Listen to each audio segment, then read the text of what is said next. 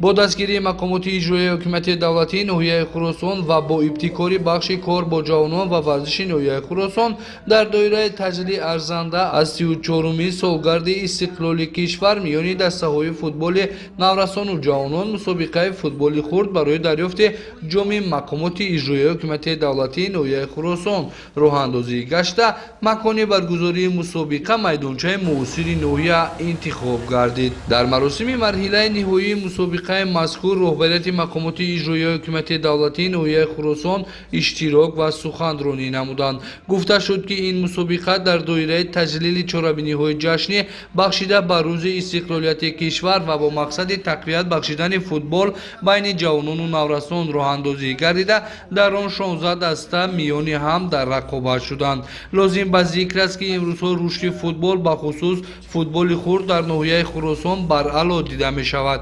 همچنین ذکر گشت که توجه خاصه پرزیدنت فدراسیون فوتبال تاجیکستان محترم رستم امامعلیف نسبت به رشد فوتبال زیاد گردیده، در ناحیه خراسان میدانچه‌های معاصر برای دوستداران این رشته ورزش ساخته به استفاده داده شده است که این اقدام به رشد فوتبال و ترغیب طرز حیات سالم مساعدت خواهد کرد. در ناحیه خراسان در برابر فعالیت دسته‌های فوتبال از حساب مردان همچنین دسته‌های فوتبال بانوان فعالیت دارند که در چنین مسابقه‌ها شرکت ورزیده مهارت بازیگری خود را صیقل می‌دهند. بخشیده به 34 سالگی استقلالیت دولتی جمهوری تاجیکستان چهاربینی ورزشی در ناحیه خراسان دوام دارد. امروز با تشبث مقامات اجرایی حکومت دولتی ناحیه خراسان بین جوانان مسابقه فوتبال خرد برگزار گشته ایستاده است.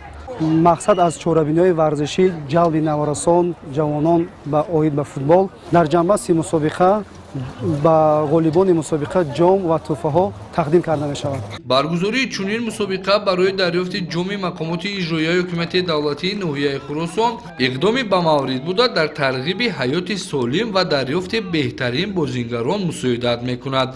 طبق اطلاع در مسابقه ناحیوی فوتبال خرد نسبت به سال گذشته دسته‌های فوتبال از حساب نورسان و جوانان زیاد شده، امسال 16 دسته برای دریافت جام مقامات اجرایی حکومت دولتی ناحیه خراسان در رقابت شدند. دور فینالی مسابقه با اشتراک دو دسته پرقوت در حضور مخلصان زیاد برگزار گشت.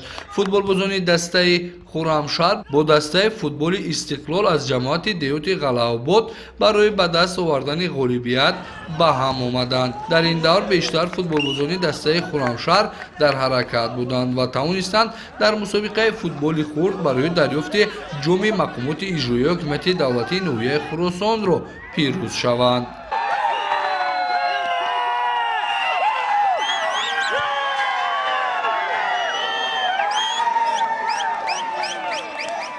در رسم جایزه سپاری مسابقه بهترین دسته‌های اشتراکچی مورد قدرشناسی قرار گرفتند و به دسته غالب فوتبالبازان دسته خرمشهر جام و تحفه‌ها سپریده شد. خرمشهر قرصک‌های شما مبارک شود.